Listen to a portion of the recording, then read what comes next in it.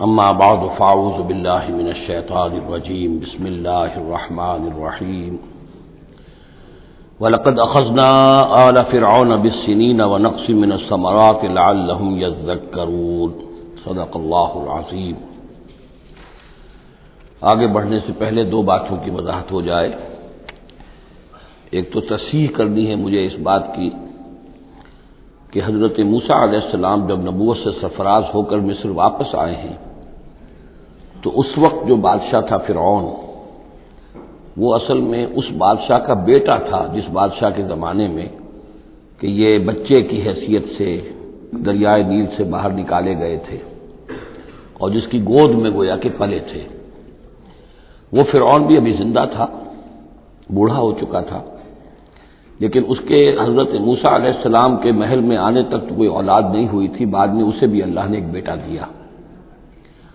اور اب وہ بیٹا جوان تھا، اور وہ بیٹا جو ہے حضرت موسیٰ علیہ السلام کے ساتھ محل میں پلا بڑھا تھا، بالکل ایسے جیسے بھائی ہوتے ہیں۔ تو اس کے دل میں بھی محبت بہت تھی، گویا کہ حضرت موسیٰ کی حیثیت بڑے بھائی کی تھی، اور اس فرعون کی جس کو اب اس باپ نے تخت سے دستبردار ہو کر اپنا زندہ ہونے کے باوجود سارے امور سلطنت جو ہے تفویض کر دیے تھے اپنے اس بیٹے کو، اس کے دل میں بھی محبت تھی اور اس نے بھی قتل کرنے سے گریز کیا۔ دوسری بات جو آخری آیت تھی 15ویں رکوع کی،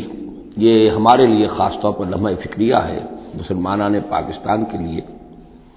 کہ ہم نے بھی تحریک پاکستان جو چلائی تو ہندوؤں کے غلبے کے خوف سے کہ اگر ہندوستان ایک وحدت کی حیثیت سے آزاد ہوا اور جو جدید دنیا کا جمہوری اصول ہے ون مین ون ووٹ، تو ہندو جو ہے اتنے غالب ہو جائیں گے کہ ہمیں دبا لیں گے، ہمیں ایکسپلائٹ کریں گے، ہماری تہذیب، تمدن، دین، مذہب، عقیدہ، زبان، ہر چیز کو برباد کریں گے۔ تو اللہ تعالیٰ نے ہمیں اس تحریک پاکستان میں جو بھی ہم نے کوشش کی اس میں کامیابی دی، اور بالکل یہی الفاظ وَيَسْتَخْلِفَكُمْ فِي الْأَرْضِ، اور تمہیں زمین میں طاقت عطا کرے، قوت عطا کرے، حکومت عطا کرے، فَيَنْظُرَ كَيْفَ تَعْمَلُونَ، پھر وہ دیکھے گا تم کرتے کیا ہو، تمہاری روش کیا رہتی ہے، تم پھر کیا طرز عمل اختیار کرتے ہو، تم واقعتاً اللہ کے بندے بنتے ہو اور اللہ ہی کی حکومت قائم کرتے ہو، یا یہ ہلدی کی گانٹھ جو تمہیں مل جائے تو اس کو لے کر تم پنساری بن کر بیٹھ رہتے ہو اور اپنی حکومت اور اپنی مرضی اور اپنی خواہشات کے مطابق وہ نظام وہاں کا چلاتے ہو۔ وَلَقَدْ أَخَذْنَا آلَ فِرْعَوْنَ، اور وہی قانون جو کہ سورہ انعام میں بھی آیا تھا، سورہ اعراف میں بھی، جب حضرت موسیٰ علیہ السلام آل فرعون کی طرف آئے تو اب یہ جو رد و قدح وہاں شروع ہوئی، تو اس دوران میں اللہ تعالیٰ نے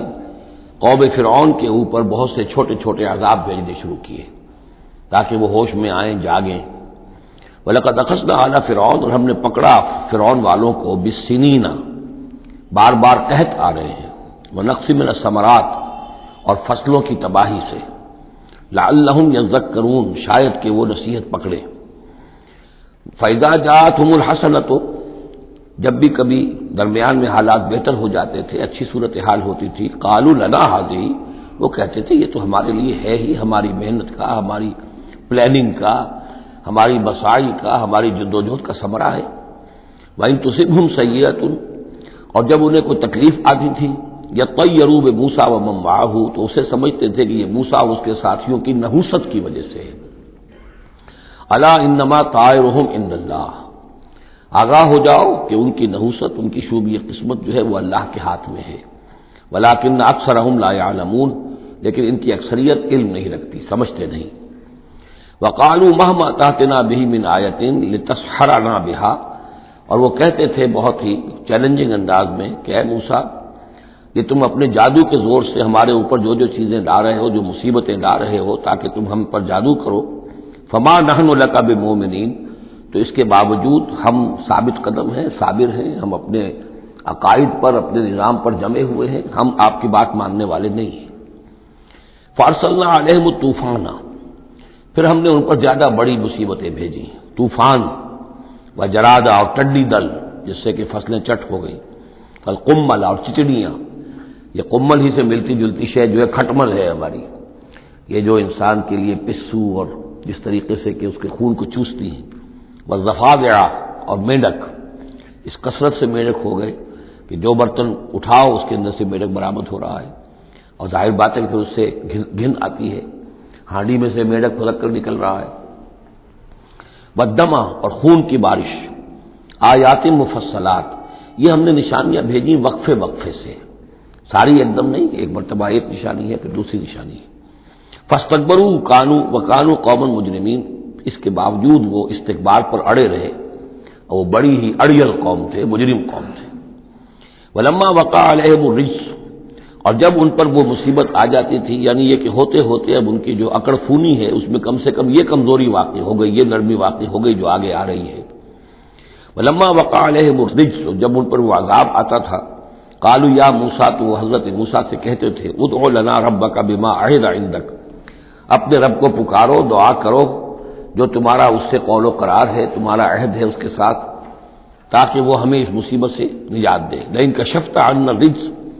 اگر اس نے ہم سے اس عذاب کو ہٹا دیا، کھول دیا، لنؤمنن لک، ہم تمہاری بات مان لیں گے۔ یہ ایمان کے ساتھ جب لام آتا ہے تو اس کے معنی وہ ایمان، یہ عقیدے والا ایمان نہیں ہوتا، مان لیں گے، تمہاری بات مان لیں گے۔ ایک ہے ایمان بے کے ساتھ، آمنت باللہ و ملائکتہ و کتبہ، تو با کے ساتھ جب آتا ہے پورے وثوق کے ساتھ، یقین کے ساتھ، گہرے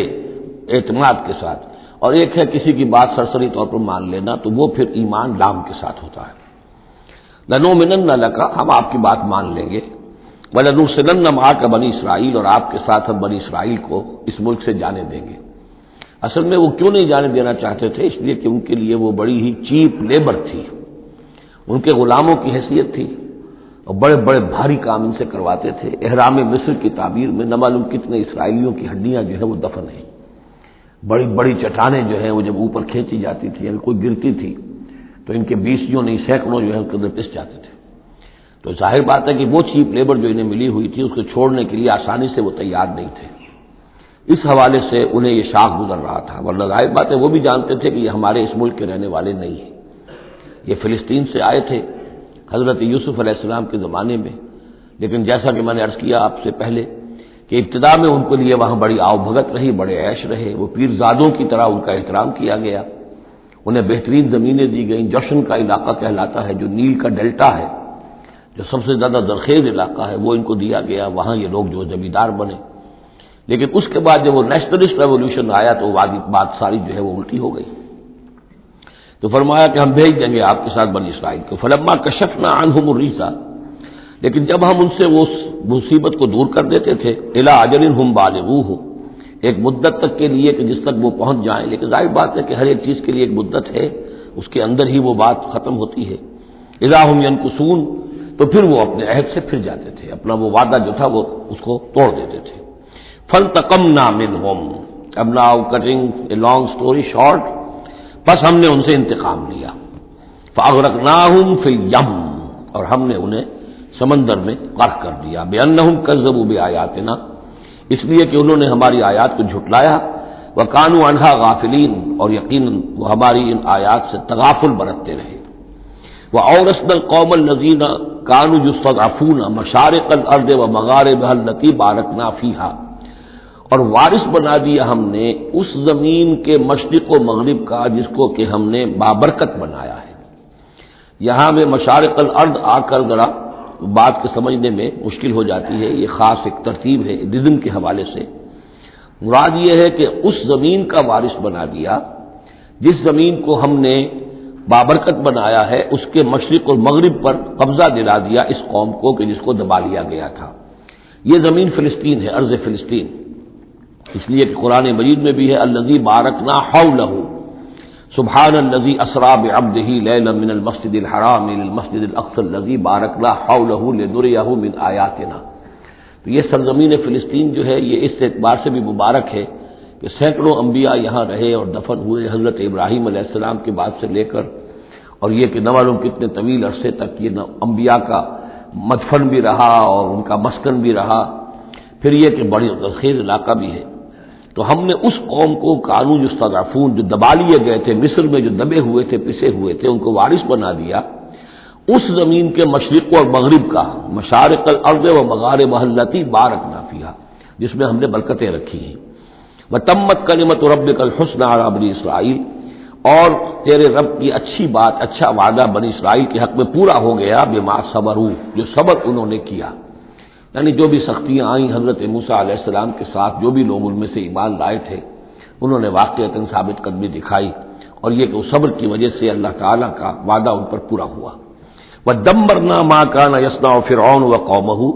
اور ہم نے تباہ و برباد کر دیا جو کچھ کے بنایا تھا فرعون نے اور اس کی قوم نے، وَمَا كَانُوا يَعْرِشُونَ، اور جو وہ اونچے اونچے کرتے تھے، محل بناتے تھے یا کچھ اور اونچی اونچی ٹٹیاں چڑھاتے تھے اپنی انگوروں کی بیلوں کے لیے، ان سب کو ہم نے جو ہے ختم کر کے رکھ دیا۔ اب یہ جو تھا ان کا سفر مصر سے اور جو یہ صحرائے سینا تک آئے، اس کا تذکرہ جو ہے کئی مرتبہ اس سے پہلے مدنی صورتوں میں بھی آ چکا ہے، لیکن اب کچھ واقعات وہ بیان ہو رہے ہیں کہ جو اس ایکسوڈس کے بعد، اسے ایکسوڈس کہتے ہیں، کتاب الخروج، یعنی یہ جو باب ہے اولڈ ٹیسٹمنٹ کا، ایکسوڈس، نکلنا، مصر سے نکلنا، اس کے حالات۔ وجاوزنا ببنی اسرائیل البحر، اور پار اتار دیا ہم نے بنی اسرائیل کو سمندر کے یا دریا کے، فَأَتَوْا عَلَىٰ قَوْمٍ، تو ان کا گزر ہوا، پہنچے وہ ایک ایسی قوم پر، یعکفون علی اصنام لہم، جو اعتکاف کرتے تھے اپنے اپنے بتوں کا۔ یہ لفظ ذرا یہاں پر نوٹ کیجئے، اعتکاف کرنا۔ اصل میں جو فلسفہ ہے بت پرستی کا، جسے کہ آج کے دور میں ڈاکٹر رادھا کرشنن، جو ایک زمانے میں ہندوستان کے صدر بھی رہے ہیں، بہت بڑے فلسفی تھے، بلکہ ایک دور میں یوں سمجھیے کہ دنیا میں دو ہی فلسفیوں کا ڈنکا بج رہا تھا، ایک فلسفی مذہبی قسم کا اور وہ ڈاکٹر رادھا کرشنن تھے، اور ایک فلسفی ملحد قسم کا وہ برٹرنڈ رسل تھا، اور یہ دونوں تقریباً ایک ہی عمر کے ہم عمر، اور دونوں ہی 90 سے اوپر ہو کر فوت ہوئے ہیں۔ تو ڈاکٹر رادھا کرشنن نے ہندوستان کے فلسفے کو گویا کہ زندہ کر دیا اپنی تصنیفات کے ذریعے سے۔ اس نے بت پرستی کا جو فلسفہ بیان کیا وہ یہ کہ ہم یہ نہیں سمجھتے کہ ان بتوں میں کچھ ہے، یہ تو اصل میں بت تو ہم کسی ڈیٹی، کوئی بھی دیوی یا دیوتا کے نام پر بناتے ہیں، اس کے دھیان کرنے کے لیے، کنسنٹریشن نہیں ہو سکتی، خو کرے پے کرے محسوس ہے انسان کی نظر، انسان جو ہے مراقبہ کرتا ہے۔ اگر آپ جو مراقبہ کرنا چاہتے ہیں، اللہ کے ساتھ دھیان لگانا چاہتے ہیں، کیسے لگائیں؟ لیکن اگر کسی تصویر کو سامنے رکھ لیں تو پھر توجہ کو مرکوز کرنا آسان ہو جائے گا۔ یہ ہے ان کا فلسفہ بت پرستی کا۔ تو اعتکاف اسی کو کہتے ہیں، جو ابھی آپ جن کو بھی اللہ توفیق دے گا اصل صحیح ہو کہ سال میں یہ 10 دن آدمی نکال لے کہ اپنی توجہات کو ہر چیز سے، دنیاوی معاملات سے، ان سے ہٹا کر اور اللہ تعالیٰ کی ذات پر وہ مرکوز کرے، ذکر پر، توجہ پر اور دعا پر، مناجات پر، یہ اعتکاف ہے۔ تو انہوں نے بت اپنے بنائے ہوئے تھے اور ان بتوں کا اعتکاف کرتے تھے۔ قالوا یا موسیٰ اجعل لنا الہا کما لہم آلہہ، انہوں نے کہا کہ اے موسیٰ ہمارے لیے بھی کوئی الہ بنا دو، معبود بنا دو، کوئی ایسی نشانی ہو جس کو کہ ہم ذریعہ بنائیں، اس کے اوپر اعتکاف کریں، گیان دھیان کا مرکز اس کو بنا لیں۔ قال انکم قوم تجہلون، حضرت موسیٰ نے فرمایا کہ تم جہل کا ارتکاب کر رہے ہو، کیا بات کہہ رہے ہو؟ ان ہؤلاء متبر ما هم فیہ، یہ لوگ جس چیز میں ہیں یہ تو ہلاک ہونے والے ہیں، برباد ہونے والے ہیں۔ وباطل ما كانوا يعملون، اور جو کچھ یہ کر رہے ہیں وہ سب باطل ہے، اس کی کوئی حقیقت نہیں ہے۔ قال غیر اللہ ابغیکم الہا، حضرت موسیٰ نے فرمایا کہ کیا میں اللہ کے سوا تمہارے لیے کوئی الہ تلاش کروں؟ وهو فضلکم علی العالمین، اور اس نے تو تمہیں فضیلت دی ہے تمام جہان والوں پر۔ وَإِذْ أَنْجَيْنَاكُمْ مِنْ آلِ فِرْعَوْنَ، اور ذرا یاد کرو جبکہ ہم نے تمہیں نجات دی آل فرعون سے۔ یسومونکم سوء العذاب، یہ الفاظ جو کہ تم سورہ بقرہ میں بھی آئے ہیں اور اس کے بعد بھی آئے ہیں۔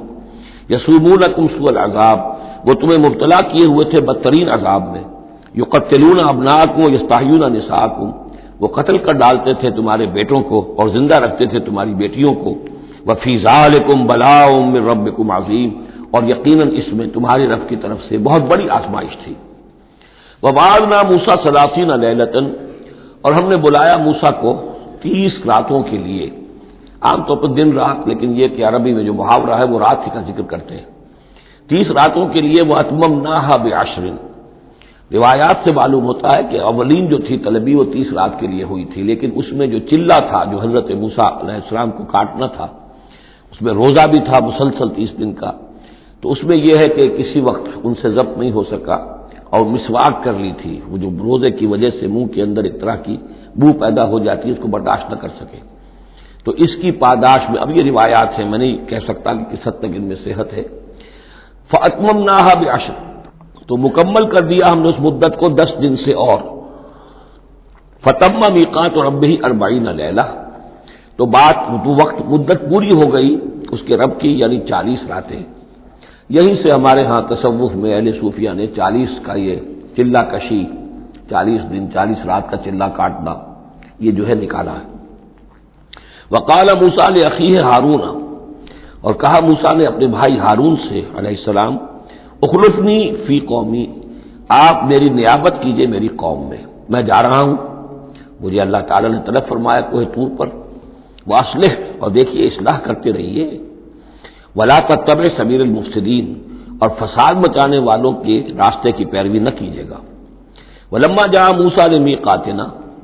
اور جب موسیٰ پہنچے ہمارے وقت مقرر پر، وکلمہ ربہ، اور ان سے کلام کیا ان کے رب نے، قال رب ارنی انظر الیک، انہوں نے درخواست کی پروردگار مجھے اپنا دیدار عطا فرما، مجھے دکھا کہ میں تجھے دیکھوں۔ قال لن ترانی، اللہ نے فرمایا تم مجھے ہرگز نہیں دیکھ سکتے، ولکن انظر الی الجبل، لیکن ذرا اس پہاڑ کو دیکھو، فإن استقر مکانہ، اگر وہ اپنی جگہ پر کھڑا رہ جائے، برداشت کر جائے ہماری تجلی کو، فسوف ترانی، تو تم بھی سوچنا کہ شاید ہمیں دیکھ سکو۔ فلما تجلی ربہ للجبل، جب اللہ نے اپنی تجلی ڈالی پہاڑ پر، اب یہ جلی کہتے ہیں روشن چیز کو، جلی شے روشن، تجلی یہ باب تفاعل ہے، کسی شے کا خود روشن ہو جانا، تو اللہ تعالیٰ کی یہ ذات کی تجلی ہے کہ جو پہاڑ پر ڈالی گئی، جعلہ دکن، جس سے کہ وہ پہاڑ جو ہے وہ بالکل ریزہ ریزہ ہو گیا، وخر موسیٰ صاعقا، اور حضرت موسیٰ علیہ السلام بھی تجلی باری تعالیٰ کے اس بالواسطہ مشاہدے کے نتیجے میں بھی وہ بے ہوش ہو کر گر پڑے۔ فلما افاقا، جب انہیں افاقہ ہوا، ہوش میں آئے، قال سبحانک، اب انہوں نے کہا اے اللہ تو پاک ہے، تبت الیک، میں تیری جناب میں توبہ کرتا ہوں کہ میں نے جسارت کی تھی، میں نے جو ہے اپنی حیثیت سے بڑھ کر تجھ سے سوال کر لیا تھا، وانا اول المومنین، اور میں پہلا ہی ہوں ایمان لانے والا، بغیر دیکھے تجھے ماننے والا ہوں۔ قال یا موسیٰ انی اصطفیتک علی الناس برسالاتی، اللہ نے فرمایا موسیٰ میں نے تمہیں چن لیا ہے لوگوں پر، تمام انسانوں میں سے تمہیں چنا ہے، پسند کیا ہے اپنے پیغام کے لیے، رسالات کے لیے، وبکلامی، اور اپنے کلام کے لیے، یہ ایک خاص مقام ہے، امتیازی مقام ہے حضرت موسیٰ کا۔ وکلم اللہ موسیٰ تکلیما، فخذ ما آتیتک وکن من الشاکرین، تو لے لو جو میں تمہیں دے رہا ہوں اور بن جانا شکر کرنے والوں میں، یعنی یہ الواح جو ہے جو ہم دے رہے ہیں اس میں احکام لکھے ہوئے ہیں، یہ تم لے لو اور ان کا حق ادا کرو۔ وَكَتَبْنَا لَهُ فِي الْأَلْوَاحِ، اور ہم نے لکھ دیا اس کے لیے تختیوں پر، وہ پتھر کی تختیاں، مِن كُلِّ شَيْءٍ مَوْعِظَةً، ہر طرح کی نصیحت، وَتَفْصِيلًا لِكُلِّ شَيْءٍ، اور ہر طرح کے احکام کی تفصیل، یعنی جو بنیادی احکام ہیں، موٹے موٹے احکام ہیں، یوں سمجھیے کہ وہ در حقیقت ایک طرح سے ڈینجر سگنلز ہیں۔ اگر آپ کسی پہاڑی راستے پر جا رہے ہیں تو جگہ جگہ آپ کو نشانات ملتے ہیں کہ ذرا یہاں بچ کے گزرنا، تو شریعت خداوندی جو ہے وہ بھی در حقیقت انسانی تمدن کا جو پیچیدہ سفر ہے اس میں ڈینجر کوشنز ہیں، ڈینجر سگنلز ہیں، یہاں اس سے ذرا دور رہنا، اس سے ذرا ہٹ کر رہنا، اس کے اندر اندر آدمی جو ہے وہ اپنی محنت کرے، کوشش کرے، جدوجہد کرے، مباحات کے دائرے کے اندر جو بھی اس کا ہے چوائس اس کو اختیار کر لے، لیکن جو محرمات ہیں وہ حدود ہیں، تلک حدود اللہ فلا تقربوها،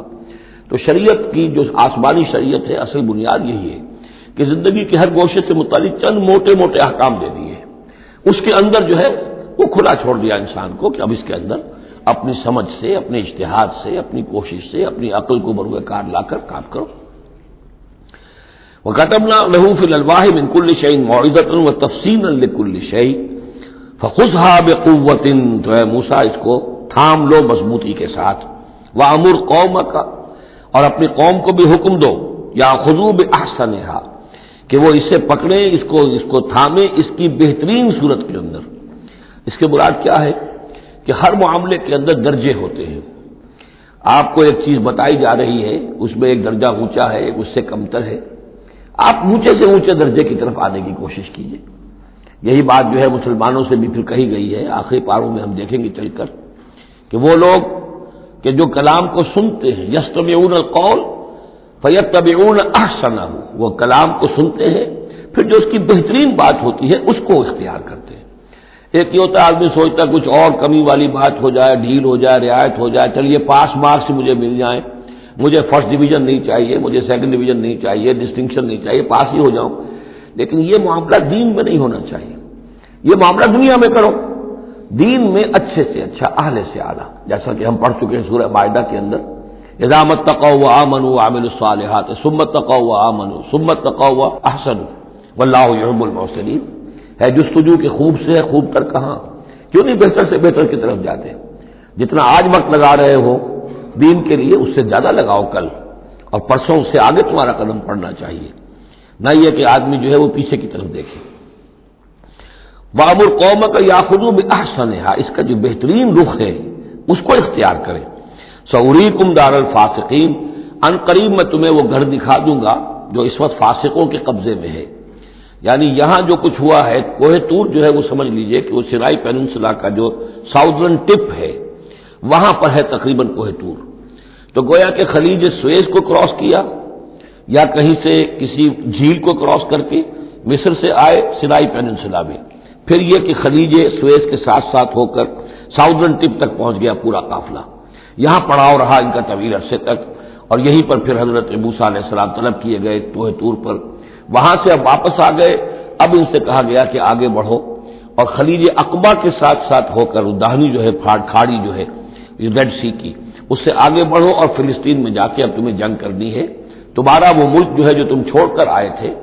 تقریباً جو سمجھیے کہ 700-800 برس پہلے یا اس کے آس پاس، اب اس کے اوپر قبضہ ہے مشرکوں کا، کافروں کا، جاہلوں کا. اب اس اپنی سرزمین کو ان سے آزاد کرانے کے لیے اب تمہیں جہاد کرنا ہے. وہ جس کا ذکر ہم سورہ مائدہ میں پڑھا ہے تو اس کا یہاں پر تذکرہ ہو رہا. سوریکم دار الفاسقین، یعنی وہ فلسطین تک اب میں تمہیں لے جاؤں گا اور تمہیں دکھا دوں گا وہ جگہ جو تمہارا اصل مسکن ہے، اور اس کے لیے یہ ہے کہ تمہیں اب ان فاسقوں کو وہاں سے نکالنا ہوگا. سأصرف عن آیات الذین یتکبرون فی الارض بغیر الحق، میں پھیر دوں گا اپنی آیات سے ان لوگوں کے رخ کو جو زمین میں ناحق تکبر کرتے ہیں. یعنی یہ خود اللہ تعالیٰ فرما رہے ہیں جن کے اندر تکبر ہے میں خود ان کا رخ پھیر دیتا ہوں. وہ ہماری آیات کو دیکھتے ہی نہیں، سمجھتے ہی نہیں، اس لیے کہ تکبر ہے. تکبر وہ شے ہے جو اللہ کو سب سے زیادہ ناپسند ہے. فرمایا گیا ہے ایک حدیث میں، حدیث قدسی میں، الکبر ردائی، تکبر میری چادر ہے. تو اگر کوئی اور تکبر کرتا ہے تو گویا کہ میری چادر میرے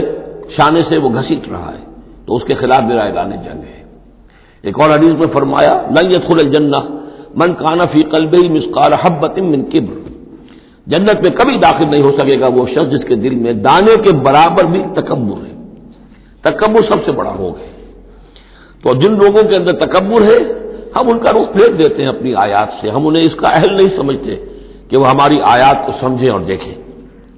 وَإِن يَرَوْا كُلَّ آیَةٍ لَا يُؤْمِنُوا بِهَا، اور اگر وہ سرسری طور پر دیکھ بھی لے، ساری نشانیاں دیکھ لیں، تب بھی وہ ایمان لانے والے نہیں ہیں. وَإِن يَرَوْا سَبِيلَ الرُّشْدِ لَا يَتَّخِذُوهُ سَبِيلًا، اور اگر وہ دیکھ بھی لے کامیابی کا اور سعادت کا اور ہدایت کا راستہ، تب بھی اس راستے کو اختیار نہیں کریں گے. وَإِن يَرَوْا سَبِيلَ الْغَيِّ يَتَّخِذُوهُ سَبِيلًا، اور جب بھی ان کے سامنے آئے گا کجی کا راستہ، ٹیڑھ کا راستہ، گمراہی کا راستہ، اسے وہ اختیار کریں گے. یعنی یہ ساری چیزیں ان کی کس وجہ سے ہیں کہ ان کے دلوں میں تکبر ہے. ذالک بانہم کذبوا بآیاتنا، یہ اس لیے کہ انہوں نے ہماری آیات کو جھٹلایا اپنے تکبر کی بنیاد پر. وکانوا عنہا غافلین، اور اس سے تغافل برتتے رہے. والذین کذبوا بآیاتنا ولقاء الآخرۃ، اور جو لوگ بھی جھٹلائیں گے ہماری آیات کو اور آخرت کی ملاقات کو، حبطت اعمالہم، ان کے سارے اعمال حبط ہو جائیں گے. اپنی جگہ وہ بڑی نیکیاں کما رہے ہوں، جیسے کہ قریش مکہ تھے، ہم کعبے کی خادم ہیں، کعبے کی خدمت کر رہے ہیں، کعبے کو صاف رکھتے ہیں، حاجیوں کو دودھ پلاتے ہیں، پانی پلاتے ہیں، ان کے سارے عمل حق اکارت ہو جائیں گے. هل یجزون الا ما كانوا يعملون، اور ان کو نہیں دیا جائے گا بدلے میں مگر وہی کچھ جو وہ کرتے تھے. واتخذ قوم موسیٰ من بعدہ من حلیہم عجلا جسدا لہ خوار، اور بنا لیا موسیٰ کی قوم نے ان کے بعد. حضرت موسیٰ علیہ السلام جب چلے گئے کوہ طور پر تو پیچھے یہ ایک فتنہ اٹھا ہے سامری. یہ سامری جو ہے اس نے فتنہ اٹھایا، اور جو کچھ ان لوگوں کے پاس، اسرائیلیوں کے پاس، جو ان قبطیوں کے زیورات بہت سے رکھے ہوئے تھے امانتاً، وہ بھی جانتے تھے کہ یہ قوم، یہ چونکہ ابراہیم کی نسل میں سے ہیں، تو یہ امانت دار ہیں۔ جب یہ وہاں سے چلے تو وہ سارے جو ہیں وہ زیورات بھی وہ لے کر آ گئے تھے اپنے دشمنوں کے۔ ان زیورات کو لے کر اس نے گلایا، آگ میں تمایا، گلایا، اور اس سے ایک بچڑے کی شکل بنائی، اور کچھ ایسی کاریگری رکھی کہ اس میں سے ہوا جب گزرتی تھی ایسے سوراخ رکھ دیے کہ اس میں سے ایسی آواز آتی تھی جیسے کہ بچڑا جو ہے وہ بول رہا ہے،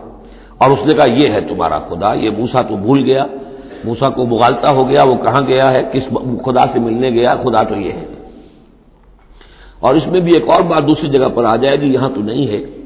کہ حضرت موسیٰ علیہ السلام اصل میں اپنے اشتیاق اور محبت اور شوق اور جذبے کی وجہ سے قبل از وقت چلے گئے تھے، جو وقت معین تھا کوہ طور پر آنے کا اس سے پہلے۔ تو اللہ نے جواب طلبی کی تھی، ما عجلک عن قومک یا موسیٰ، اے موسیٰ اپنی قوم کو چھوڑ کر پہلے کیسے آ گئے ہو؟ اور انہوں نے جواب دیا، اجلت الیک رب لترضی، پروردگار میں جلدی آیا تاکہ تو راضی ہو جائے، تو میرا شوق دیکھ، میرا اشتیاق دیکھ، تیری محبت، تجھ سے گفتگو اور کلام کی جو میرے اندر شوق ہے اس کی وجہ سے آیا ہوں۔ تو گویا کہ وہ تو شاباش کی توقع رکھتے تھے، یہاں ڈانٹ پڑ گئی۔ ما عجلک عن قومک یا موسیٰ قال عجلت الیک رب لترضی، لیکن اللہ نے فرمایا فإنا فتنا قومک من بعدک، تمہاری اس عجلت کی وجہ سے ہم تمہاری قوم کو تمہارے بعد فتنے میں ڈال چکے ہیں۔ تو جلدی خیر کے لیے بھی نہیں کرنی چاہیے، خیر کے کام کو بھی عین وقت پر سہج سہج پکے سو میٹھا ہو۔ تو اس عجل لہم سامری نے انہیں گمراہ کر دیا ہے، وہ تذکرہ ہو رہا ہے۔ من حلیہم، زیوروں سے، عجلاً جسداً، ایک بدن سا بنایا بچڑے کا سا، لہو خوار، جس میں گائے کی سی آواز آتی تھی۔ الم یروا انہ لا یکلمہم، کیا انہوں نے یہ نہیں غور کیا کہ وہ نہ ان سے بات کر سکتا ہے، وہ گدھے کسی یا گھوڑے کسی یا بچڑے کسی آواز سے تو کوئی بات نہیں بنتی۔ ولا یہدیہم سبیلا، نہ انہیں وہ کوئی راستہ بتا سکتا ہے۔ اتخذوہ وکانوا ظالمین، انہوں نے اسی کی عبادت شروع کر دی، اسے معبود بنا لیا، اور وہ تھے بہت ظالم۔ ولما سقط فی ایدیہم ورأوا انہم قد ضلوا، اور جب ان کے ہاتھوں کے طوطے اڑ گئے، پچھتاوا ہوا، یعنی ان میں سے بھی گویا کہ 3 حصوں میں قوم تقسیم ہو گئی۔ ایک قوم، بڑا حصہ قوم کا وہ رہا جو اس گناہ میں شریک نہیں ہوا، ایک حصہ وہ تھا کہ جو کچھ دیر کے لیے شریک رہا لیکن فوراً ہوش میں آ گیا بعد میں، تیسرا حصہ وہ تھا جو حضرت موسیٰ علیہ السلام کی واپسی تک اس پر اڑا رہا، جازم رہا۔ تو یہاں اس درمیانی طبقے کا ذکر ہو رہا ہے۔ ولما سقط فی ایدیہم ورأوا انہم ضلوا، جب ان کے ہاتھوں کے طوطے اڑ گئے، ان کے پچھتاوا طاری ہوا، اور انہوں نے سوچا ہم تو گمراہ ہو گئے، ہم کیا کر بیٹھے۔ قالوا لئن لم یرحمنا ربنا، انہوں نے کہا کہ اگر ہمارے رب نے ہم پر رحم نہ فرمایا، ویغفر لنا، اور اگر ہمیں بخش نہ دیا، لنکونن من الخاسرین، تو ہم تو ہو جائیں گے بہت خسارے والوں میں سے۔ ولما رجع موسیٰ الی قومہ غضبان اسفا، تو جب موسیٰ لوٹے اپنی قوم کے پاس غضبان اسفا، غضبان یہ فعلان کے وزن پر، رحمان کے وزن پر، نہایت غضبناک۔ حضرت موسیٰ علیہ السلام کا مزاج بھی جلالی تھا، پھر یہ کہ اتنی بڑی گمراہی، اور یہ اللہ تعالیٰ نے کوہ طور ہی پر بتا دیا تھا کہ تمہاری قوم پیچھے فتنے میں پڑ چکی ہے اور وہ گمراہ ہو چکی ہے۔ فإنا فتنا قومک من بعدک وأضلہ السامری، تو وہاں سے آئے ہی ہیں تو غضبناک تھے، غضبان آصفا، نہایت افسوس میں بھی اور سخت غضبناک۔ قال بئس ما خلفتمونی من بعدی، یہ خطاب حضرت ہارون سے بھی ہو سکتا ہے اور اپنی پوری قوم سے بھی ہو سکتا ہے۔ بری ہے میری نیابت جو تم نے کی ہے میرے بعد۔ عاجلتم امر ربکم، تم نے اپنے رب کے معاملے کے اندر جلدی کی، میرا انتظار کرتے، اگر اس نے کچھ بنا ہی دیا تھا، کوئی شوبدہ دکھایا تھا، میرے آنے تک انتظار کر لیتے، میں تمہیں بتاتا اس کی حقیقت کیا ہے۔ وَأَلْقَى الْأَلْوَاحَ، اور انہوں نے وہ جو تختیاں لے کر آئے تھے کوہ طور سے، تورات والی، وہ تو ایک طرف ڈال دی۔ وَأَخَذَ بِرَأْسِ أَخِيهِ يَجُرُّهُ إِلَيْهِ، اور غضبناک ہو کر اپنے بھائی حضرت ہارون علیہ السلام کے سر کے بال پکڑ لیے اور اپنی طرف کھینچا غصے میں، یہ تم نے کیا کیا میرے پیچھے، یہ میں تمہیں خلیفہ بنا کر گیا تھا۔ قال ابن امہ، انہوں نے کہا اے میرے ماں جائے، اے میرے ماں کے بیٹے، ان القوم استضعفونی، قوم نے مجھے دبا لیا تھا، مجھے بے بس کر دیا تھا، وقادوا یقتلوننی، اور وہ تو میرے قتل پر آمادہ ہو گئے تھے، میں نے انہیں روکا، میں نے منع کیا، لیکن وہ اس درجے اس معاملے کے اندر آگے بڑھ گئے تھے، قالوا یقتلوننی، وہ تو مجھے قتل کرنے پر آمادہ تھے، فلا تشمت بی الاعداء، تو دیکھیں اب مجھ پر آپ دشمنوں کو ہنسنے کا موقع نہ دیں۔ ایک تو آپ کے پیچھے انہوں نے مجھے دبایا، میری توہین کی، مجھے قتل کرنے تک پر آمادہ ہو گئے، اب وہ دیکھیں گے کہ موسیٰ بھی آئے ہیں تو میرے بال آپ پکڑ کر کھینچ رہے ہیں اور میری توہین کر رہے ہیں، تو اس پر تو دشمن اور ہنسے گا۔ فلا تشمت بی الاعداء، شماتت اعداء یہ ہمارے ہاں پھر اردو زبان میں محاورہ ہے، ولا تجعلنی مع القوم الظالمین، اور مجھے ان ظالموں کے ساتھ نہ کر دیجئے، میں ان کے ساتھ نہیں ہوں، نہ میں نے ان کے ساتھ اتفاق کیا ہے، میں روکتا رہا، منع کرتا رہا۔ قال رب اغفر لی ولاخی، اب حضرت موسیٰ نے دعا کی اللہ سے، پروردگار بخش دے مجھے بھی اور میرے بھائی کو بھی، وادخلنا فی رحمتک، اور ہمیں داخل فرما اپنی رحمت میں، وانت ارحم الراحمین، اور یقیناً تو ہے تمام رحم کرنے والوں میں سب سے بڑھ کر رحم فرمانے والا۔ ان الذین اتخذوا العجل سینالهم غضب من ربهم، اب یہ فیصلہ انہوں نے دیا، یقیناً جن لوگوں نے اس بچڑے کو اپنا معبود بنایا، ان قریب ان پر آئے گا غضب ان کے رب کی طرف سے، گویا کہ قتل مرتد کی سزا جس کا ذکر ہم سورہ بقرہ میں پڑھ چکے ہیں۔ وذلۃ فی الحیات الدنیا، دنیا میں ذلت بھی آئے گی، وکذالک نجزی المفترین، اور اسی طریقے سے بہتان باندھنے والوں کو، جھوٹ گھڑنے والوں کو ہم جزا دیتے ہیں۔ والذین عملوا السیئات ثم تابوا من بعدها وآمنوا، البتہ جن لوگوں نے کچھ دیر کے لیے یہ غلط کام کیا تھا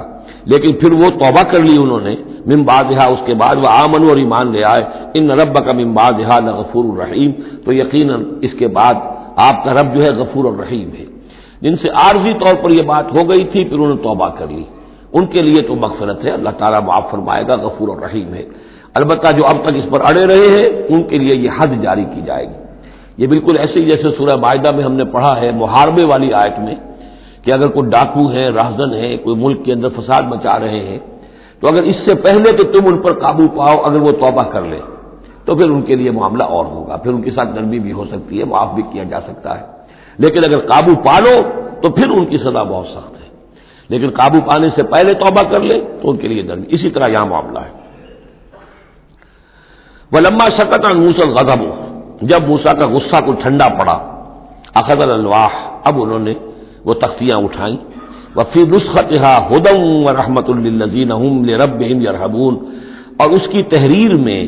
لکھا ہوئی تھی رحمت، ہدایت بھی اور رحمت بھی ان لوگوں کے حق میں جو اپنے رب سے ڈرتے ہیں، اپنے رب کا تقوی اور خوف رکھتے ہیں۔ واختار موسیٰ قومہ 70 رجلا لمیقاتنا، اب ایک تو سزا دے دی گئی، ایک تو پرج ہو گئی، اور یہودی جو ہیں جنہوں نے کہ آخری وقت تک اس کے اوپر قائم رہے انہیں قتل کر دیا گیا۔ اب اس کے بعد ایک اجتماعی توبہ کے لیے حضرت موسیٰ علیہ السلام نے اپنی قوم کے 70 سرکردہ افراد کو لیا،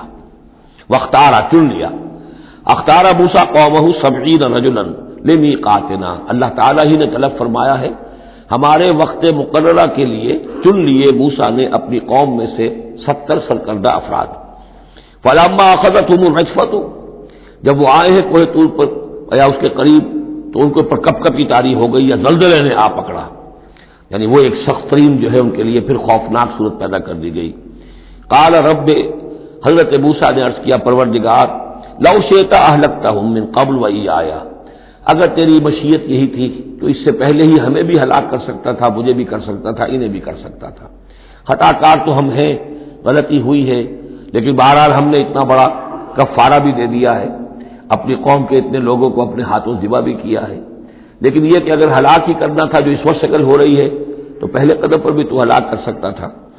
لو شئت اہلکتہم من قبل وایایا، اگر تو چاہتا تو ہلاک کر دیتا ان سب کو بھی اور مجھے بھی۔ اتہلکنا بما فعل السفہاء منا، کیا تم ہمیں ہلاک کر دے گا ہمارے کچھ بے وقوف لوگوں کی حرکت کی وجہ سے؟ ہمارے ہاں کچھ بے وقوف تھے جنہوں نے حرکت کی تھی، اور ان کی وجہ سے کیا پوری قوم کو ہلاک کر دے گا؟ ان ہی الا فتنتک، نہیں یہ تیری طرف سے ایک آزمائش ہے۔ تضل بہا من تشاء، تو گمراہ کرتا ہے اس کے ذریعے سے جس کو چاہتا ہے، وتہدی من تشاء، اور ہدایت دیتا ہے جس کو چاہتا ہے۔ انت ولینا، تو ہمارا ولی ہے، ہمارا ساتھی ہے، پشت پناہ ہے، مولا ہے۔ فاغفر لنا، بس ہمیں بخش دے، ہماری گناہ کو معاف فرما، ورحمنا، ہم پر رحم فرما، وانت خیر الغافرین، اور یقیناً تمام بخشنے والوں میں تو سب سے بہتر بخشنے والا ہے۔ واکتب لنا فی ہذہ الدنیا حسنہ وفی الآخرہ، ہمارے لیے اس دنیا کی زندگی میں بھی حسنہ لکھ دے، طے کر دے۔ اب دیکھیے یہ دعا کر رہے ہیں حضرت موسیٰ اپنی قوم کے لیے، بنی اسرائیل کے لیے، وَاکْتُبْ لَنَا فِی هَٰذِهِ الدُّنْیَا حَسَنَةً وَفِی الْآخِرَةِ، وہی الفاظ ربنا آتنا فی الدنیا حسنۃ وفی الآخرۃ حسنۃ وقنا عذاب النار۔ تو لکھ دے، طے کر دے کہ ہمارے لیے دنیا میں بھی حسنہ ہو، آخرت میں بھی۔ انا ہدنا الیک، ہم تیری جناب میں توبہ کرتے ہیں، رجوع کرتے ہیں، جو خطا ہو گئی ہے اس کا اعتراف کرتے ہوئے معافی چاہتے ہیں۔ قال عذابی اصیب بہ من اشاء، اللہ نے فرمایا جہاں تک میرے عذاب کا تعلق ہے وہ تو اس میں تو میں مبتلا کروں گا جس کو چاہوں گا۔ ورحمتی وسعت کل شیء، تم رحمت کا سوال کر رہے ہو تو ایک رحمت تو میری وہ ہے جو ہر شے کے شامل حال ہے، ہر شے کا وجود میری رحمت سے ہے، اس کا بقا میری رحمت سے ہے، اس کا تسلسل میری رحمت سے ہے۔ ایک تو رحمت عامہ ہے جو تمام مخلوقات کو شامل ہے، تمام مخلوقات جو ہے اس میں سے حصہ پا رہے ہیں۔ ورحمتی وسعت کل شیء فسأکتبھا، اب یہاں مراد ہے خاص رحمت جس کے لیے تم کہہ رہے ہو، وہ تو میں لکھ دوں گا ان لوگوں کے لیے۔ اب یہ بہت اہم مقام یہاں آ رہا ہے، وہ اپنی رحمت میں خاص کر دوں گا، لکھ دوں گا للذین یتقون، جو تقوی کی روش اختیار کریں، ویؤتون الزکاۃ، اور زکوٰۃ دیتے رہیں، والذین ھم بآیاتنا یؤمنون، اور جو لوگ ہماری آیات پر ایمان پختہ رکھیں، الذین یتبعون الرسول النبی الامی الذی یجدونہ مکتوبا عندہم فی التوراۃ والانجیل، جو اتباع کریں گے ہمارے امی نبی کی، جس کا کوئی رسول بنا کر بھیجا جائے گا، رسول نبی امی کا اتباع کریں گے، الذی یجدونہ، جسے پائیں گے لکھا ہوا مکتوبا عندہم، ان کے پاس، اپنے پاس، فی التوراۃ والانجیل، کہ وہ ان کے پاس اس کی پیشن گوئیاں، اس کے حالات، اس کی علامات تورات اور انجیل دونوں میں ہوں گی۔ تو جو لوگ ان کا اتباع کریں گے، نبی امی محمد الرسول اللہ صلی اللہ علیہ وسلم امیین میں سے اٹھائے گئے، اور آپ واقعتاً اس قوم میں سے تھے جس کے پاس کوئی کتاب نہیں تھی، کوئی شریعت نہیں تھی، ویسے بھی آپ نے دنیاوی اعتبار سے کوئی تعلیم حاصل نہیں کی، دنیاوی معیار کے اعتبار سے لکھنا پڑھنا آپ نہیں جانتے تھے، تو امی تھے۔ تو رسول نبی الامی، جو پیروی کریں گے میرے اس رسول کی جو نبی امی ہوگا، جسے یہ پائیں گے الذی یجدونہ مکتوبا، لکھا ہوا، جس کی علامات اور جس کی پیشن گوئیاں، عندہم فی التوراۃ والانجیل، ان کے پاس تورات اور انجیل دونوں میں، یامرہم بالمعروف، وہ انہیں نیکی کے حکم دے گا، وینہاہم عن المنکر، اور تمام بدیوں سے روکے گا، ویحل لہم الطیبات، اور ان کے لیے تمام حلال چیزیں، پاک چیزیں حلال کر دے گا۔ یعنی جو ہم پڑھ چکے ہیں کچھ چیزیں تھیں کہ جو بنی اسرائیل پر ان کی شرارتوں کی وجہ سے بھی حرام کر دی گئی تھی، یہ تمام بندشیں اٹھا دے گا، تمام پاکیزہ چیزوں کو ان کے لیے حلال کرے گا۔ وَيُحَرِّمُ عَلَيْهِمُ الْخَبَائِثَ، اور جتنی خبیث ناپاک چیزیں ہیں انہیں حرام قرار دے گا۔ وَيَضَعُ عَنْهُمْ إِصْرَهُمْ وَالْأَغْلَالَ الَّتِي كَانَتْ عَلَيْهِمْ، اور ان سے اتار دے گا، دور کر دے گا، انہیں نجات دے گا ان کے بوجھوں سے اور ان کی ان توقوں سے کہ جو ان کے اوپر پڑے ہوئے ہوں گے۔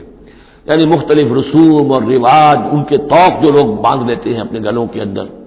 چاؤ چاؤ میں کچھ لوگ دولت والے جو ہیں وہ نئی نئی رسمیں ایجاد کرتے ہیں، نئے نئے تہوار ایجاد کرتے ہیں، نئی نئی جو ہے اور تقریبات کا چرچا ہو جاتا ہے،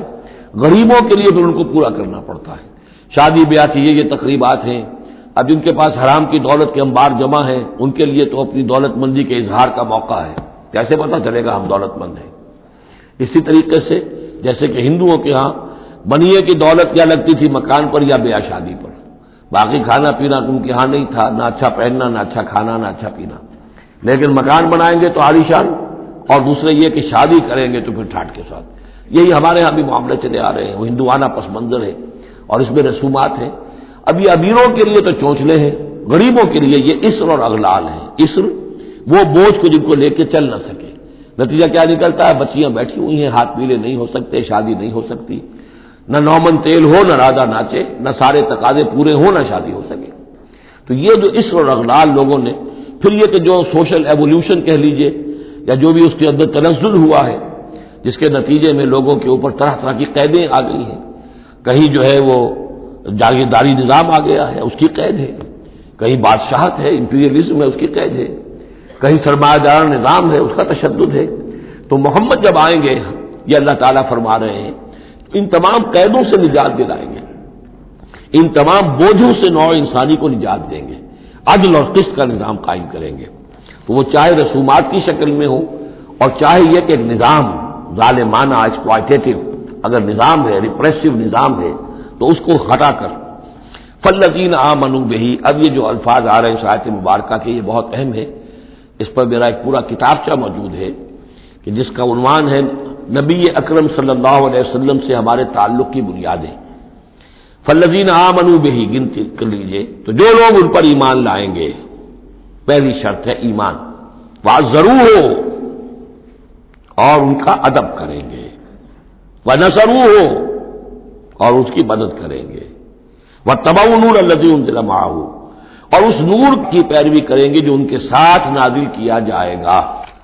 اولئک هم المفلحون، یہی لوگ ہوں گے فلاح پانے والے۔ اللہم ربنا اجعلنا منہم۔ اب یہاں تھوڑی سی وضاحت کر لیجئے، فالذین آمنوا بہ، وہ لوگ جو اس پر ایمان لائیں گے۔ ایمان کے دو تقاضے سمجھ لیجئے، ایک تقاضا اطاعت، لا یؤمن احدکم حتی یکون ہواہ طبعا لما جئت بہ، تم میں سے کسی شخص کا مجھ پر ایمان نہیں ہے جب تک کہ اس کی خواہش نفس تابع نہ ہو جائے اس کے جو میں لے کر آیا ہوں، جو احکام میں لے کر آیا ہوں۔ تم اگر جب ایمان رکھتے ہو کہ میں اللہ کی طرف سے لے کر آیا ہوں تو تمہیں حکم ماننا ہے۔ لا یؤمن احدکم حتی یکون ہواہ طبعا لما جئت بہ۔ دوسرا تقاضا، لا یؤمن احدکم حتی اکون احب الیہ من والدہ وولدہ والناس اجمعین، تم میں سے کوئی شخص مومن نہیں ہو سکتا جب تک کہ میں اسے محبوب تر نہ ہو جاؤں، اپنے باپ سے بھی، بیٹے سے بھی، تمام انسانوں سے۔ تو ایک غائب درجے میں اتباع اور اطاعت، اور دوسرے غائب درجے میں محبت محمد رسول اللہ صلی اللہ علیہ وسلم کی، یہ ایمان کے تقاضے ہیں۔ اب اس کا نتیجہ خود بخود نکلے گا، پھر آپ کی تعظیم ہوگی، عظمت ہوگی، آپ کا نام جہاں سنیں گے، درود آپ پڑھیں گے، یہ ساری چیزیں جو ہیں، اور یہ کہ جہاں آپ کا کوئی قول آپ کو سنایا جائے فوراً زبان بند ہو جانی چاہیے۔ پھر یہ نہیں کہ اپنی عقل جو ہے آدمی لڑا رہا ہے، ہاں اس کی تحقیق ہو سکتی ہے کہ واقعتاً یہ حضور نے فرمایا یا نہیں فرمایا، یہ حدیث ضعیف ہے، مضبوط ہے، کیسی ہے، لیکن اس وقت خاموش ہونا ضروری ہے۔ جب کسی نے کہا یہ حدیث ہے، ہو سکتا ہے کہ حدیث صحیح ہو اور حضور کی طرف اس کی نسبت جو ہے وہ صحیح ہو، مضبوط ہو، لہذا فوری طور پر اپنی زبان بند کر دینا یہ ادب کا تقاضا ہے۔ تو آج ضرور ہو وہ نصرو ہو، اور مدد کرے۔ مدد کس کام میں؟ حضور نے ذاتی تو اپنی کوئی امپائر بلڈ نہیں کی، نہ آپ نے اپنے لیے کوئی جاگیر بنائی، نہ کوئی جائیداد بنائی، کس کام کے لیے نصرت چاہیے تھی؟ اللہ کے دین کے لیے، اس کے غلبے کی جد و جہد، اس کے لیے بھیجے گئے محمد صلی اللہ علیہ وسلم، هو الذی ارسل رسولہ بالہدی ودین الحق لیظہرہ علی الدین کلہ، اور اس کے لیے پکار ہے من انصاری اللہ، یہ میرا فرض منصبی ہے، اللہ کا دین مجھے غالب کرنا ہے، یہ میری ذمہ داری ہے۔ کون ہے جو میرا ہاتھ بٹائے، میرا مددگار بنے؟ تو یہ میدان اب بھی کھلا ہوا ہے۔ دین پہلے غالب ہوا تھا، پھر مغلوب ہو گیا، اور اب تو مغلوب ہے پوری دنیا میں، کہیں بھی ہم ایک انچ زمین نہیں دکھا سکتے جہاں کہہ سکے دنیا سے، نوع انسانی سے کہ اور دیکھو یہاں یہ اصل دین موجود ہے بتمام و کمال۔ تو وہ مشن جو ہے محمد رسول اللہ صلی اللہ علیہ وسلم کا، وہ اب بھی زندہ ہے، لہذا اس کی مدد کرنی ہے۔ واتبعوا النور الذی انزل معہ، اور اس مشن کی تکمیل میں جو راستہ ہے، جو طریقہ اللہ نے بتایا ہے، وہ اس قرآن کے ذریعے سے ہے۔ تذکیر قرآن سے، تبلیغ قرآن کی، انذار قرآن سے، تبشیر قرآن سے، تعلیم قرآن کی، یتلو علیہم آیاتہ ویعلمہم الکتاب والحکمۃ ویزکیہم، اس کے ذریعے سے لوگوں کو کھینچو، لوگوں کو نکالو گندگیوں میں سے اور اندھیروں میں سے، لوگوں کے اندر ایمان کی شمع روشن کرو، پھر انہیں منظم کرو، جمع کرو، پھر باطل سے ٹکراؤ۔ فالذین آمنوا بہ وعزروہ ونصروہ واتبعوا النور الذی انزل معہ، تو جو لوگ ان پر ایمان لائیں گے اور ان کی تعظیم کریں گے اور ان کی مدد کریں گے اور اس نور کی پیروی کریں گے جو ان کے ساتھ نازل کیا جائے گا، یعنی قرآن مجید حضور کے ساتھ یہ نازل کیا گیا، بھیجا گیا۔ اولئک هم المفلحون، یہی لوگ ہوں گے فلاح پانے والے۔ اللہم ربنا اجعلنا منہم۔ قل یا ایھا الناس، اب ظاہر بات ہے کہ وہ لمبی بات کو اب یہاں پہ ختم کرتے ہوئے کہ اب حضور صلی اللہ علیہ وسلم تشریف لے آئے، اب وہی بات اس کے حوالے سے اب آپ سے کہا جا رہا ہے کہ اے نبی، جو خبر دی تھی اس وقت ہم نے موسیٰ کو، اور جو ہم نے کہہ دیا تھا کہ جو رحمت ہے ہماری خصوصی وہ انہی لوگوں کے لیے ہوگی تم میں سے کہ جو محمد عربی صلی اللہ علیہ وسلم پر ایمان لے آئیں گے، تو اب کہہ دیجئے ڈنکے کی چوٹ، قل یا ایھا الناس، کہہ دیجئے اے لوگوں۔ اور یہ پھر بہت نوٹ کرنے کے قابل ہے کہ ہم نے اب تک جتنے رسولوں کا تذکرہ سنا ہے، پڑھا ہے سورہ اعراف میں، وہ یا قوم یا قوم یا قوم، اے میری قوم کے لوگوں. لیکن محمد رسول اللہ کی امتیازی شان یہ ہے کہ یہ قوم کی طرف مبعوث نہیں ہوئے، صرف پوری نوع انسانی کی طرف. جیسے سورہ بقرہ کے تیسرے رکوع کی پہلی آیت میں نے حوالہ دیا تھا، یا ایھا الناس اعبدوا ربکم الذی خلقکم والذین من قبلکم لعلکم تتقون. تو یہ آفاقی رسالت ہے، عالمی رسالت ہے، انسانی سطح پر ہے. قل یا ایھا الناس انی رسول اللہ الیکم جمیعا، میں اللہ کا رسول ہوں تمہاری طرف، سب کی طرف. الذی لہ ملک السماوات والارض، یہ بات 5 مرتبہ قرآن میں کہی گئی ہے مختلف الفاظ میں کہ حضور کی بعثت پوری نوع انسانی کے لیے ہے، جس میں سب سے نمایاں آیت وہ ہے وما ارسلناک الا کافۃ للناس بشیرا ونذیرا، ہم نے نہیں بھیجا ہے محمد آپ کو مگر پوری نوع انسانی کے لیے بشیر اور نذیر بنا کر. باقی یہ کہ اور مختلف اسالیب میں 4 مرتبہ اور یہ بات آئی ہے کہ آپ کی بعثت جو ہے کسی خاص قوم، کسی خاص ملک، کسی خاص رنگ اور نسل کے لوگوں، کسی خاص قبیلے کی طرف نہیں ہے، بلکہ پوری نوع انسانی کی طرف ہے. قل یا ایھا الناس انی رسول اللہ الیکم جمیعا الذی لہ ملک السماوات والارض، میں اس اللہ کا رسول ہوں جس کے لیے آسمان اور زمین کی بادشاہی ہے. لا الہ الا ہوا، اس کے سوا کوئی معبود نہیں. یحیی و یمیت، وہی زندہ رکھتا ہے اور وہی موت وارد کرتا ہے. فآمنوا باللہ، تو ایمان لاؤ اللہ پر، ورسولہ النبی الامی الذی، اور اس کے اس رسول پر جو نبی امی ہے اور جو یؤمن باللہ وکلماتہ، جو ایمان رکھتا ہے اللہ پر اور اس کے کلام پر، اس کے کلمات پر، اس کی باتوں پر. واتبعوہ، اور اس کی پیروی کرو، لعلکم تہتدون، تاکہ تم ہدایت پاؤ. یہ گویا کہ اعلان عام ہوا محمد رسول اللہ صلی اللہ علیہ وسلم کا کہ وہ جو بات اللہ تعالیٰ نے حضرت موسیٰ سے کہی تھی یہ اس کے مطابق میری بعثت ہوئی ہے. اور اب گویا کہ جیسا کہ میں نے آپ کو بتایا تھا یہ تمہید ہے، تیاری ہو رہی ہے، چونکہ اب مدینے کی طرف سفر کرنا ہے. یہ صورت پہلے نازل ہو گئی ہے تاکہ وہ ذہن تیار ہو جائے اس کے لیے کہ اب یہود کے 3 بڑے بڑے قبیلے وہاں پر آباد ہیں، ان سے براہ راست ہم صاحب کا پیش آئے گا. ابھی تک براہ راست خطاب یہود سے نہیں ہوا، یا بنی اسرائیل سے کوئی خطاب نہیں. گفتگو ہو رہی ہے محمد رسول اللہ سے یا اہل مکہ سے یا حضور کے وساطت سے مسلمانوں سے. لیکن یہ کہ وہ باتیں ساری وہ آ رہی ہیں کہ جن کا اب محل جو ہے واضح ہو جائے گا ہجرت کے بعد. وَمِن قوم موسیٰ أُمَّةٌ يَهْدُونَ بِالْحَقِّ وَبِهِ يَعْدِلُونَ، اور موسیٰ کی قوم میں یقیناً کچھ لوگ ایسے تھے، امتن ایسے لوگ تھے کہ جو حق کی ہدایت دیتے تھے. یعنی یہ تو نہیں ہو سکتا اتنے جلو قدر پیغمبر کے کوئی بھی ساتھی نہ ہو، حواری نہ ہو، یا بڑی اکثریت ان کی جو ہے ناہنجاروں پر رہی مشتمل، لیکن بہرحال ان کے ساتھ ایک جماعت ان کے حواریین کی، ان کے ساتھیوں کی. وَمِن قوم موسیٰ أُمَّةٌ يَهْدُونَ بِالْحَقِّ وَبِهِ يَعْدِلُونَ، ایسی قوم ان کے اندر رہی ہے قوم موسیٰ میں سے ایسی لوگ، ایسی جماعت جو حق ہی کی ہدایت بھی دیتے تھے اور حق ہی کے ساتھ فیصلے بھی کرتے تھے، عدل بھی کرتے تھے. وَقَطَّعْنَاهُمْ اثْنَتَيْ عَشْرَةَ أَسْبَاطًا أُمَمًا، اور ہم نے انہیں علیحدہ علیحدہ کر دیا 12 بڑی بڑی قبیلوں کی جماعت میں، اسباط امما، بار جماعتیں بن گئی علیحدہ علیحدہ، ان کی امتیں بن گئی، علیحدہ قبیلے بن گئے. کیونکہ یہ 12 بیٹے تھے حضرت یعقوب علیہ السلام کے اور ان میں سے ہر ایک سے ایک قبیلہ چلا ہے. تو ابھی وہ انسان کا جو تمدنی ارتقاء جو ہے ابھی قبائلی دور میں تھا، لہذا اس قبائلی نظام ہی کو اللہ تعالیٰ نے ان کے لیے باقی رکھا. چنانچہ پانی بھی جب دیا تو 12 چشمے، تاکہ ہر قبیلے کا چشمہ علیحدہ ہو اور یہ آپس میں لڑیں جھگڑے نہیں. ہر قبیلے کا کوئی اپنا سردار ہے، اس کا اپنا ایک نظام ہے، کوئی نزاع ہو گیا ہے تو وہ آپس میں اس کو حل کر سکتے ہیں. لیکن اگر بین القبائل معاملہ ہو جائے تو پھر اس کو حل کرنا جو ہے مشکل ہو جائے گا. وَأَوْحَيْنَا إِلَىٰ مُوسَىٰ إِذِ اسْتَسْقَاهُ قَوْمُهُ، اور ہم نے وحی کی موسیٰ کی طرف جب کہ پانی طلب کیا ان سے اس کی قوم نے، أَنِ اضْرِب بِعَصَاكَ الْحَجَرَ، کہ اپنے اسی عصا سے، اپنی لاٹھی سے ضرب لگائیے چٹان پر.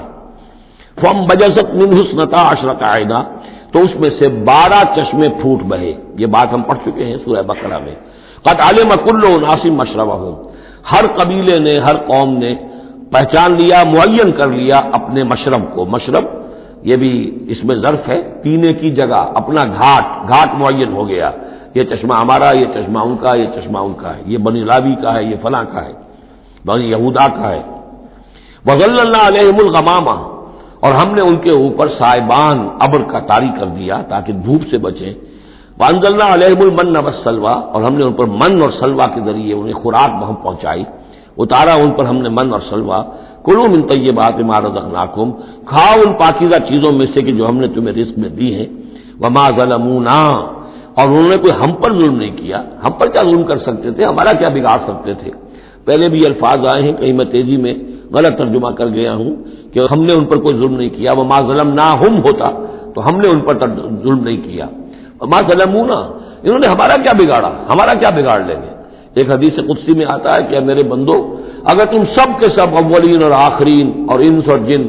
سب بدترین جیسے ہو سکتا ہے تم میں سے کوئی شخص ویسے بن جاؤ تب بھی میرے خزانے میں کوئی کمی نہیں آئے گی، اور تم سب کے سب اولکم وآخرکم وانسکم وجنکم سب کے سب مل جاؤ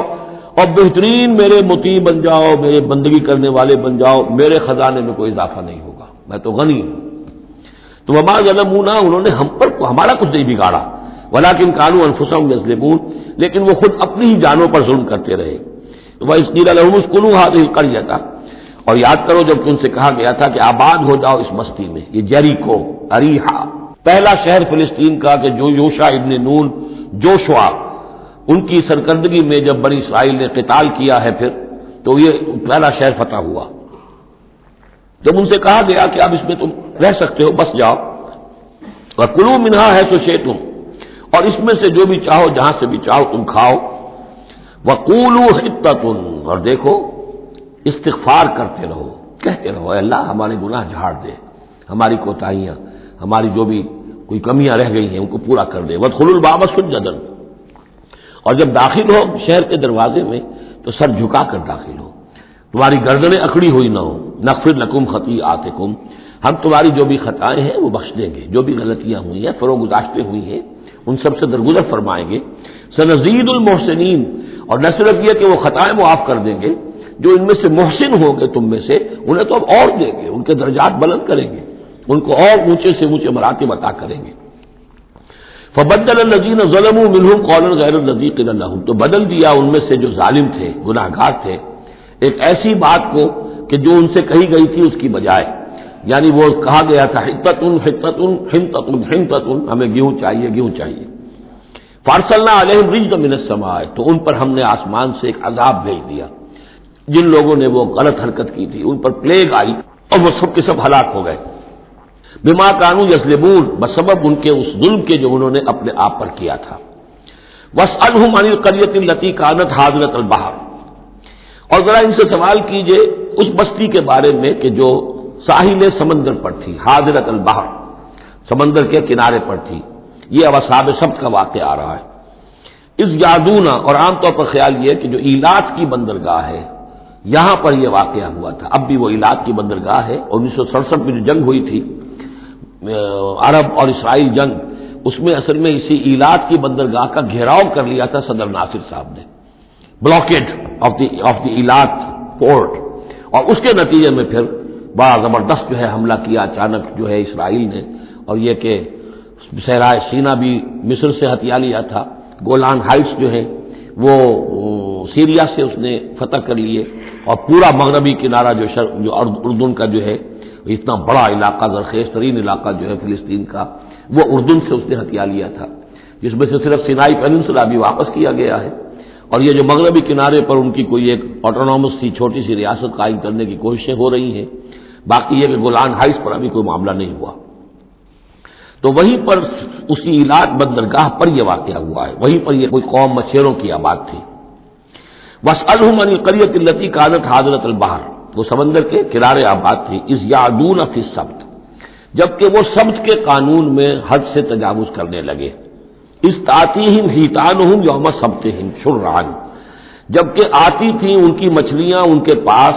یوم سبتہم، جس دن کہ ان کا سبت ہوتا تھا، شرعا، شرع جیسے کہ نیزہ کو چلاتا ہے، یعنی یہ کہ کبھی اگر آپ نے کماڑی میں کھڑے ہو کر دیکھا ہو تو کبھی کبھی ایسا ہوتا ہے کہ کوئی مچھلی جو ہے وہ چھلانگ مار کے اوپر آتی ہے پھر اندر چلی جاتی ہے۔ اب ظاہر بات ہے کہ یہ اٹکیلیاں کرتی تھی مچھلیاں، اللہ تعالیٰ نے سکس سینس دے رکھی ہے، حیوانات کو بھی ہے، انہیں پتہ چل گیا تھا ہفتے کا ایک دن ایسا ہے کہ ہمیں کوئی ہاتھ نہیں لگاتا، اب وہ آ رہی ہیں، اٹکیلیاں کر رہی ہیں، چھلانگیں لگا رہی ہیں، یہ کھڑے ہوئے ہیں، ہاتھ بندھے ہوئے ہیں، اس لیے کہ سبت ہے، ہفتے کا دن ہے، پکڑ تو نہیں سکتے، تو شرعاً آتے تھے جیسے نیزے چل رہے ہوں، وہ یوم لا یثبتون لا یاتیہم، جس دن سبت نہیں ہوتا تھا یعنی باقی 6 دن وہ دور کہیں گہرے پانی میں چلی جاتی تھی، اور گہرے پانی میں جا کے مچھلیوں کا پکڑنا جو ہے اس وقت تک تو انسان کے پاس آلات نہیں تھے۔ کذالک نبلوہم بما کانوا یفسقون، اس طرح ہم نے انہیں آزمایا تھا، ایک بڑی آزمائش میں ڈال دیا کہ دیکھیں یہ کتنے ثابت قدم رہتے ہیں، شریعت کے حکم پر قائم رہتے ہیں اور فاقہ برداشت کر لیتے ہیں، یا یہ کہ شریعت کے ساتھ کوئی استہزاء کرتے ہیں، تمسخر کرتے ہیں۔ وَإِذْ قَالَتْ أُمَّةٌ مِّنْهُمْ، یہاں بھی نوٹ کر لیجئے کہ جیسے وہاں معاملہ ہوا، تین حصوں میں یہ قوم تقسیم ہو گئی۔ ایک حصہ وہ تھا کہ جس نے اس گناہ میں حصہ نہیں لیا اور وہ منع بھی کرتا رہا کہ مت کرو، دیکھو نہیں منکر کا فریضہ سر انجام دیتا رہا، یہ اللہ تعالیٰ کا۔ وہ کرتے کیا تھے؟ ہفتے کے روز گئے، گڑھے کھودے اور سمندر کا پانی اس میں لے آئے ساحل کے ساتھ گڑھے کھود کر، تو اس کے ساتھ مچھلیاں بھی آ گئیں، واپسی کا راستہ کر دیا بند، مچھلی کو ہاتھ نہیں لگایا، ہفتے کو اتوار کو جا کے مچھلی پکڑ لی، تو فائدہ کیا ہوا؟ اصل میں ہفتے کا قانون تو یہ تھا کہ ہفتے کا دن تم لگاؤ اللہ کی یاد میں، ذکر میں، عبادت میں، تورات پڑھو، پڑھاؤ، سیکھو، سکھاؤ۔ 6 دن تم کام کرو دنیا کا، اپنی معاش کا، 7واں دن تم فارغ رکھو اللہ کے لیے، دین کے لیے۔ لیکن جب وہ گڑھے کھودنے میں دن صرف ہو گیا تو چاہے مچھلی پکڑی یا نہیں پکڑی، تو جو اصل روح تھی اس حکم کی وہ تو ختم ہو گئی۔ تو یہ ہے کہ جس میں انہوں نے استہزاء کیا، گویا کہ شریعت کا مذاق اڑایا۔ اب ایک تو وہ تھے کہ جنہوں نے نہ تو اس جرم میں حصہ لیا اور وہ منع بھی کرتے رہے، ایک وہ تھے کہ جو حصہ تو نہیں لیا جرم میں لیکن منع نہیں کرتے تھے، خاموش رہتے تھے، تیسرے وہ تھے کہ جو جرم کے اندر باقاعدہ جری ہو کر وہ حصہ لے رہے تھے۔ تو اب جو لوگ منع کر رہے تھے ان سے انہوں نے کہا جو منع نہیں کر رہے تھے، جو خود بھی نہیں کر رہے تھے لیکن منع بھی نہیں کر رہے تھے۔ اذ قالت امۃ، جب کہا اس درمیانی طبقے نے، منہم ان میں سے، لم تعظون قوما اللہ مہلکہم، کیوں واعظ کر رہے ہو ان لوگوں کو، کیوں اپنے آپ کو ہلکان کرتے ہو کہہ کہ تم اور نہی عن المنکر کا فریضہ سر انجام دے دے کے تھک گئے ہو، یہ قوم اب ماننے والی نہیں ہے، اللہ اس کو ہلاک کر کے رہے گا۔ لم تعظون قوما اللہ مہلکہم او معذبہم عذابا شدیدا، یا انہیں پھر عذاب دے گا بہت سخت عذاب۔ قالوا، اب یہ جواب کن کی طرف سے ہے؟ جو خود بھی بچے ہوئے تھے گناہ سے، روک بھی رہے تھے اپنی امکانی حد تک کہ خدا کے لیے باز آ جاؤ، یہ شریعت کا استہزاء نہ کرو، مذاق نہ اڑاؤ۔ قالوا معذرۃ الی ربکم، انہوں نے کہا کم سے کم اپنے رب کے ہاں ہم عذر تو پیش کر سکیں گے کہ اے پروردگار، ہم آخری وقت تک انہیں روکتے رہے، ہم نہیں عن المنکر کا فرض سر انجام دیتے رہے، ہم نے اپنی بات نہیں چھوڑی، ہم نہ صرف یہ کہ اس گناہ سے خود بچے رہے بلکہ ان گناہ گاروں کو بھی روکتے رہے۔ وَلَعَلَّهُمْ يَتَّقُونَ، اور یہ اس سے بھی زیادہ اہم ہے، اور کیا پتہ ہو سکتا ہے ان میں تقویٰ پیدا ہو جائے۔ کیسے آپ کہہ سکتے کسی ایک بندے کی سمجھ میں آ جائے، کوئی ایک شخص تائب ہو جائے؟ تو جیسا کہ حضور کی حدیث ہے، حضرت علی سے خطاب کر کے آپ نے فرمایا، لا یہدی اللہ بک رجلا واحدا خیر لک من حمر النعم، اگر اللہ تمہارے ذریعے سے علی ایک شخص کو بھی ہدایت دے دے تو یہ تمہارے لیے سرخ اونٹوں سے بڑھ کر دولت ہے۔ تو اگر ایک بھی بچ جائے، لعلہم یتقون، فلما نسوا ما ذکروا بہ، تو پھر جب انہوں نے نظر انداز کر دیا اس نصیحت کو جو انہیں کی جا رہی تھی، یعنی لگے رہے اپنے اس جرم کے اندر، انجینا الذین ینہون عن السوء، ہم نے بچا لیا ان کو جو کہ بدی سے روکتے تھے، عذاب سے بچے ہیں صرف وہ جو بدی سے روکتے تھے۔ وَأَخَذْنَا الَّذِينَ ظَلَمُوا بِعَذَابٍ بَئِيسٍ بِمَا كَانُوا يَفْسُقُونَ، اور پکڑ لیا ہم نے ان کو کہ جو اس ظلم میں، گناہ میں اور شریعت کا استہزاء کرنے میں کہ جو مجرم تھے، ان کو ایک بہت ہی برے عذاب میں پکڑا، ان کی اس ناہنجاری کی وجہ سے، سرکشی کی وجہ سے، نافرمانی کی وجہ سے۔ فلما آتوا عما نہوا عنہ،